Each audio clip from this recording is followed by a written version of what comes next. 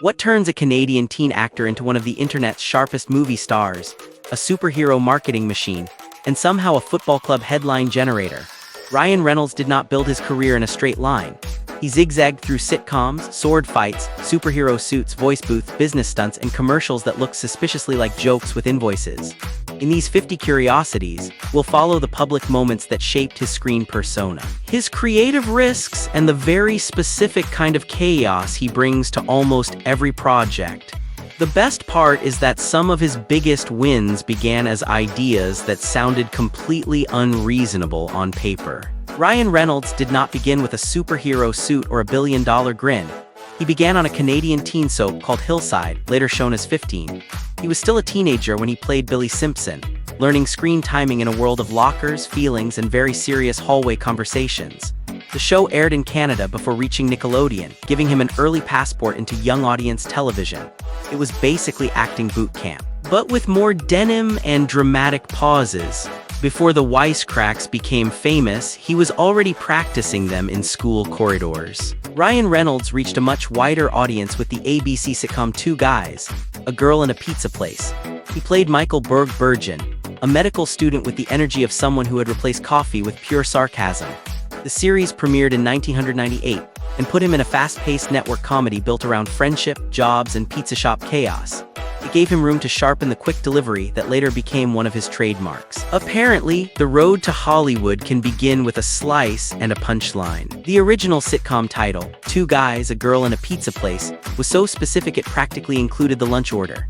Later the show was shortened to Two Guys and a Girl, but the pizza place setup had already made Ryan Reynolds' early TV image easy to remember.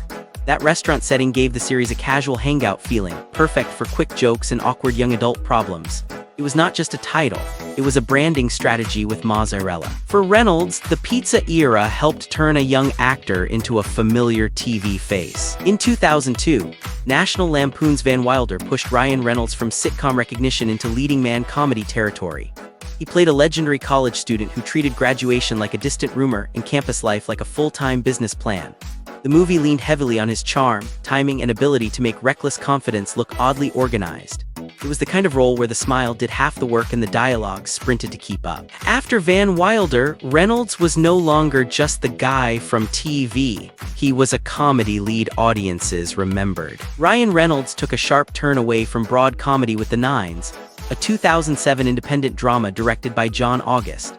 The film gave him multiple connected roles and asked for tension, mystery, and emotional restraint instead of non-stop wisecracks.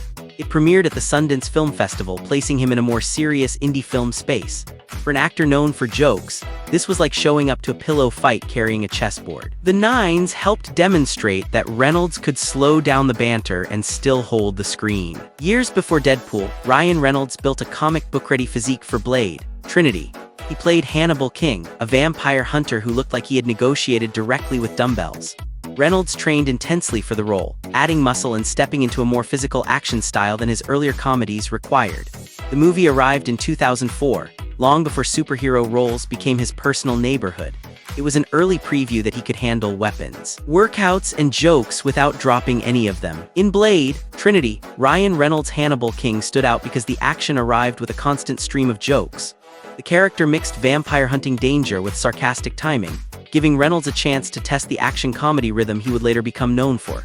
Even inside a dark supernatural movie, his delivery kept poking holes in the seriousness like a very talkative flashlight. The role was not the center of the Blade universe, but it became a useful stepping stone. Hannibal King showed that Reynolds could fight monsters and still sound like he had a comeback scheduled. Ryan Reynolds expanded his comedy image with romantic comedies like Just Friends in 2005.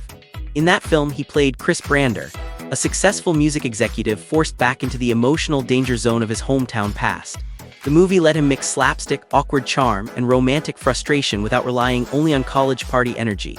It proved his screen persona could survive outside dorm rooms and pizza counters. Romantic comedy gave him a new playground, just with more sweaters, holiday decorations, and panic disguised as confidence. Indefinitely, maybe, Ryan Reynolds moved into a more mature romantic lead role with a story built around memory and emotional choices. He played Will Hayes, a man recounting past relationships while the audience slowly pieces together the real love story. The 2008 film gave him quieter scenes, more sincerity, and less need to win every moment with a joke. It was still charming, but now the charm had paperwork and consequences. The movie helped show that Reynolds could carry romance with warmth, not just speed. The Proposal became one of Ryan Reynolds' biggest early mainstream box office hits after its release in 2009. He played Andrew Paxton, an assistant caught in a fake engagement arrangement that turns into a workplace comedy hurricane. The film paired sharp banter with broad romantic comedy appeal and performed strongly worldwide. For Reynolds, it was a major step into polished studio comedy where the paperwork was somehow more dangerous than explosions. The success proved he could help carry a crowd-pleasing hit far beyond his early TV and cult comedy days. Then Ryan Reynolds accepted a movie that basically asked, "Can you carry a thriller while lying in a box?" In Buried, he played a man trapped inside a coffin-like wooden crate, with the film keeping almost all the action in that tiny space. That meant the tension came from his voice, breathing panic, and very limited elbow room. It was less movie set, more nightmare furniture showroom. The result proved he could hold attention without car chases, capes, or even standing up. Before Deadpool became his comic book calling card, Ryan Reynolds first put on the glowing green suit. In 2011, Green Lantern gave him a major superhero lead as Hal Jordan, a test pilot chosen by an intergalactic peacekeeping corps. The film did not become the franchise launch many expected, but it became a very public chapter in his superhero journey. Every career needs one emerald pothole on the road. Years later, that experience made his Deadpool comeback feel even sharper. Ryan Reynolds next jumped into Safe House, where relaxing was clearly not on the schedule. The 2012 thriller paired him with Denzel Washington, with Reynolds playing a young CIA officer suddenly responsible for a dangerous former operative. The movie leaned into chases, betrayals, and the kind of workplace stress no office coffee machine can fix. Sharing the screen with Washington turned the pressure dial even higher. It was another step away from pure comedy and into full action mode. Then Reynolds became the voice of a snail with racing dreams, because Hollywood occasionally looks at biology and says, "Not today." In DreamWorks Turbo, he voiced the title character, a garden snail who wants to compete at incredible speed. The role let him bring quick comic timing to a character who was literally built for slowness. That contrast did half the joke before the race even started. It showed his voice could carry animated chaos without needing a human face on screen. Reynolds also joined The Croods, where survival advice came with prehistoric accessories. He voiced Guy, a more inventive outsider who helps the cave-dwelling family face a changing world. The animated film became a major hit and later expanded into a franchise, giving him another family audience success. For an actor known for fast talk, playing a character named Guy is beautifully economical. It was a reminder that his comedy could work just as well beside stone tools and giant eggs. Then came the leak that accidentally behaved like a marketing department with a cape. Deadpool test footage appeared online in 2014, showing the character's violent, sarcastic style in a way fans immediately recognized. The response helped prove that audiences wanted this specific version, not a watered-down replacement with the personality removed. It was like a trailer sneaking out through the air vent. That burst of public excitement helped push the long-delayed movie closer to reality. After years of waiting, Ryan Reynolds finally got Deadpool into theaters in 2016. He starred as Wade Wilson and also served as a producer, helping shape the movie's sharp, self-aware tone. The project leaned into the character's fourth-wall-breaking humor instead of pretending he was a standard superhero. It was less polished statue, more grenade with punchlines. For Reynolds, it turned a long development struggle into the role most closely linked to his screen persona. Deadpool did not just arrive. It kicked the box office door open wearing red. Released in 2016, the film became a huge commercial success and set records for an R-rated opening at the time. That was especially striking because R-rated superhero movies were often considered risky for wide blockbuster audiences. Apparently, the secret ingredient was profanity with excellent timing. The numbers proved that Reynolds' very specific version of the character had gone far beyond a niche fan wish. The awards world also noticed Reynolds' very loud red-suited achievement. For Deadpool, he earned a Golden Globe nomination for Best Actor in a Motion Picture, Musical or Comedy. That category fit perfectly, because the movie had action, jokes, and enough chaos to make a trophy nervous. A comic book antihero reaching that awards conversation was not the most predictable route. It gave Reynolds a formal nod for performance built on timing, attitude, and controlled mayhem. Deadpool's marketing became almost as famous as the movie itself. The campaign used sarcastic posters, fake romance angles, odd billboards, and self-aware jokes that matched the character's personality before audiences even bought a ticket. Instead of hiding the weirdness, the promotion put it in giant letters and dared people to look away. It was advertising with the energy of a prank that had a budget. Reynolds helped make the rollout feel like Deadpool had escaped the film and taken over the publicity department. Ryan Reynolds turned friendly teasing with Hugh Jackman into a running public sport.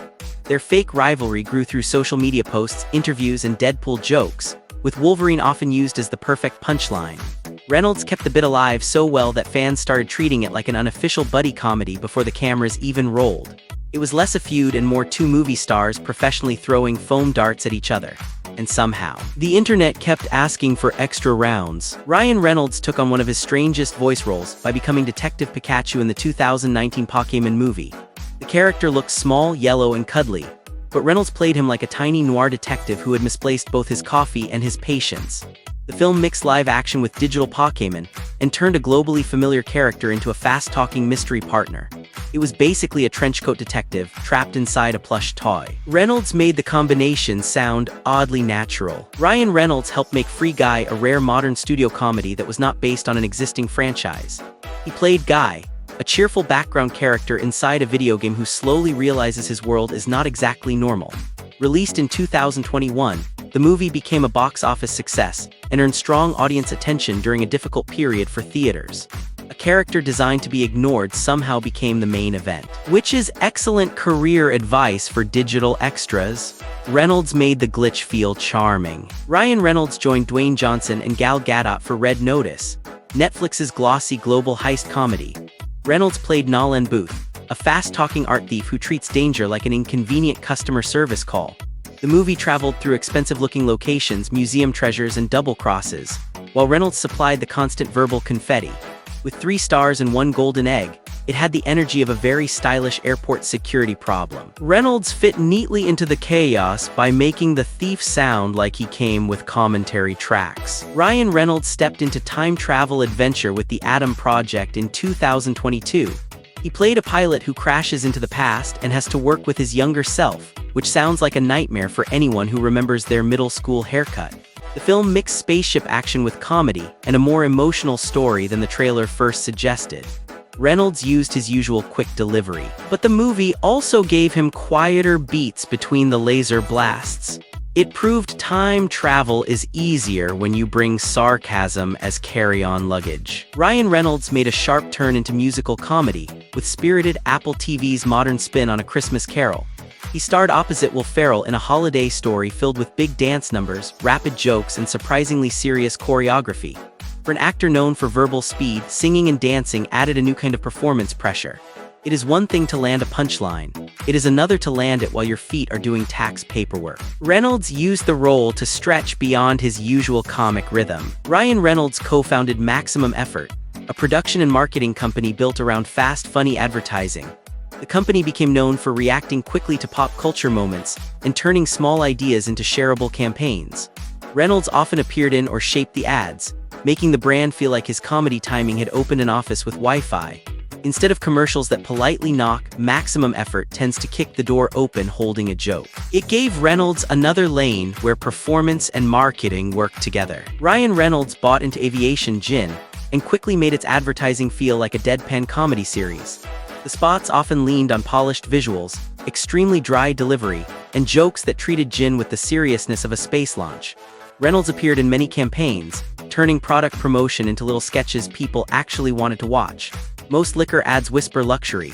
His sometimes winked so hard the bottle nearly needed eye drops. The result made Aviation Gin part of his public comedy brand. Ryan Reynolds became a visible owner and spokesperson for Mint Mobile after buying a stake in the company. Instead of glossy telecom ads with dramatic families staring at sunsets, he often used simple sets, plain delivery, and direct jokes about saving money. The low-budget style became part of the charm, because it looked like the ad department had spent exactly what it was selling, less.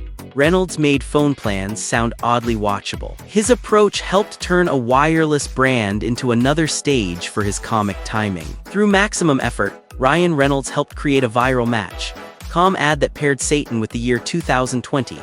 The joke arrived when audiences were very ready to laugh at the chaos of that year without needing a full history lesson. The commercial used romantic comedy music, awkward dates, and one extremely specific calendar joke to make a dating app feel topical.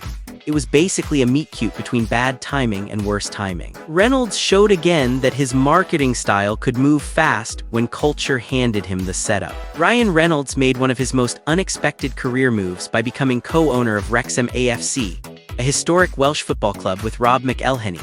The deal was completed in 2021, and suddenly a club founded in 1864 had Hollywood cameras, global headlines, and probably more people Googling Welsh geography than ever before. Reynolds leaned into the role publicly, attending matches and speaking about the club's community importance.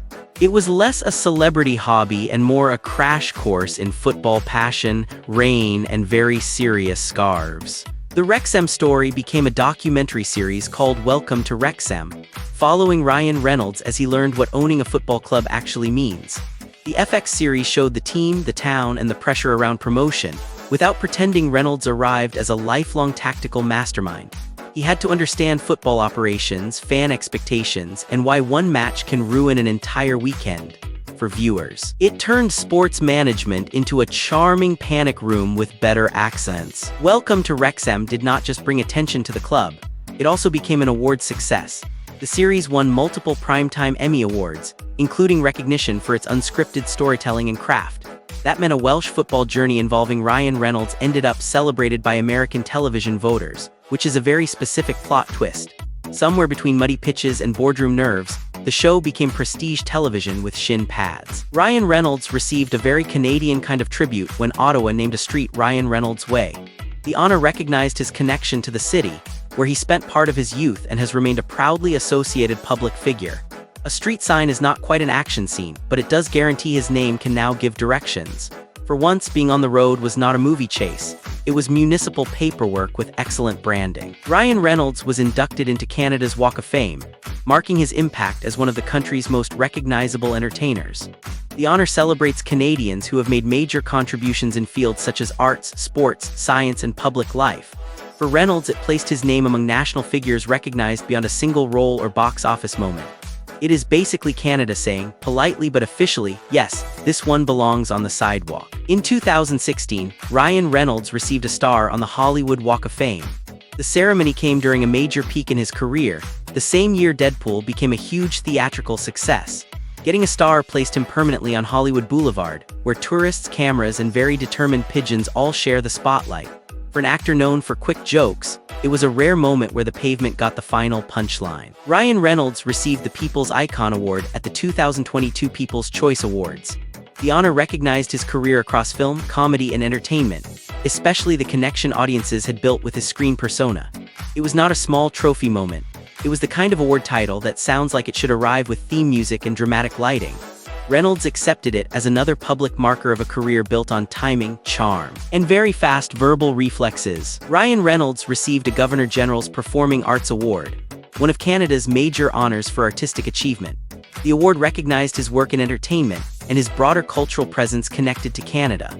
Unlike a movie prize for one performance, this honor looked at a larger contribution over time.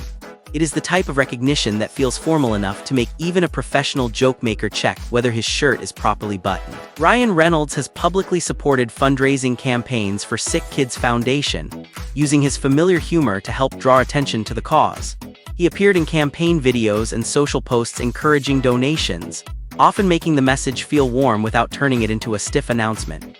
The serious purpose stayed clear, but the delivery had enough comic energy to keep people watching instead of scrolling. It was charity promotion with the rare advantage of sounding like a very funny reminder from your phone. Ryan Reynolds has publicly honored Michael J. Fox, including support connected to Fox's documentary work and advocacy. Reynolds has spoken warmly about Fox's influence, keeping the focus on respect for his career and public impact. The tribute showed Reynolds using his platform not for a punchline, but for appreciation that still felt personal and direct, even in a career full of jokes. He knew when the best line was simply giving someone else the spotlight. Ryan Reynolds did not just play Deadpool, he practically treated the suit like business casual. For promotions, ads, sketches, and fan surprises, he repeatedly appeared in the red costume, keeping the character alive far beyond the movie screen. That commitment helped make Deadpool feel less like a role, and more like a very sarcastic second job.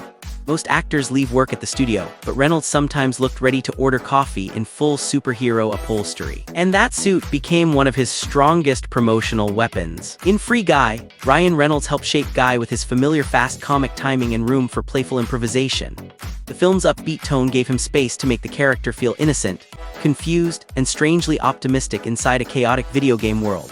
Director Sean Levy has spoken about Reynolds as a creative partner, not just an actor reading lines. It is the rare action comedy where the hero looks like he might apologize to an explosion. That flexible style helped make Guy feel unexpectedly alive. For the Croods, Ryan Reynolds had to create comedy without costumes, props, or dramatic running from fake danger. As the voice of Guy, he worked from a recording booth, where energy has to come through timing, breath, and delivery alone. Animated performances can look effortless on screen, but the booth is basically a padded room asking an actor to be exciting into a microphone. Reynolds gave Guy a bright, adventurous rhythm that fit the prehistoric chaos around him. No green screen needed, just vocal gymnastics. Free Guy gave Ryan Reynolds a wonderfully strange hero, a background video game character who slowly realizes he can choose his own path. His character, Guy, begins as a cheerful non-player character wearing the same blue shirt and smile every day. Instead of brooding, punching first, or speaking in gravel, his superpower is basically polite confusion with excellent timing. In a world of digital chaos, he made innocence feel like an action skill. It was a video game movie hero who somehow weaponized friendliness. In Spirited, Ryan Reynolds stepped into a full musical comedy, which meant acting was only part of the assignment. The film required singing, choreography, rehearsals, and the kind of performance discipline where missing a step can ruin both a joke and a dance number. Reynolds played Clint Briggs opposite Will Ferrell in a modern twist on A Christmas Carol. For an actor known for quick verbal comedy, suddenly adding coordinated footwork made the challenge louder, brighter, and probably sweatier. It proved he could sell a punchline while moving in rhythm. In Red Notice, Ryan Reynolds brought rapid comic banter into a glossy action heist setup. Playing Nolan Booth, he bounced jokes through chase scenes, museum thefts, and high-stakes double crosses. The movie paired large-scale spectacle with his familiar talent for making danger sound like an inconvenience on his calendar. Not every art thief behaves like a stand-up routine trapped in a vault, but Booth came impressively close. Reynolds helped keep the film's action moving with a steady stream of verbal sparks. Ryan Reynolds has built a reputation for keeping scenes flexible with improvised lines and quick comic adjustments. Directors and co-stars have often described his ability to find extra jokes while still serving the story. That skill became especially visible in comedies and action films where timing can change the whole rhythm of a scene. A script near Reynolds is not always a cage. Sometimes it is more like a trampoline with dialogue printed on it. His ad-lib style became part of his screen identity. Ryan Reynolds turned social media into a major extension of his comedy and marketing style. His posts, brand videos, and film promotions often use sharp timing, self-deprecating jokes, and quick reactions to public moments. Instead of sounding like a press release, many campaigns feel like a joke that accidentally remembered to sell something. That approach helped connect his screen persona with his business and movie promotion. In his hands, a phone became less a device and more a tiny, sarcastic billboard. Ryan Reynolds drew major business headlines when companies linked to his personal branding reached huge acquisition deals. Aviation Gin was sold to Diageo in a deal announced in 2020, and Mint Mobile was later acquired by T-Mobile in a 2023 agreement. Reynolds had become strongly associated with both through ads that used his dry humor instead of traditional corporate polish. Most celebrity endorsements stop at smiling beside a product. His came with punchlines and paperwork. The business world suddenly had a lot more deadpan energy. Deadpool and Wolverine brought Ryan Reynolds back to his signature red-suited role in a major Marvel-era event. The film also reunited Deadpool with Hugh Jackman's Wolverine, turning years of jokes, teases, and fan hopes into an actual movie. Reynolds promoted the return with the same mix of commitment and mischief that had helped define the character from the beginning. Few comeback announcements feel like both a blockbuster and a very expensive inside joke. It was a fitting final stop for this list of Reynolds curiosities. If you liked this content and want to stay tuned for newer celebrity curiosities, please do not forget to subscribe and stay alert to your notifications. Thanks for watching.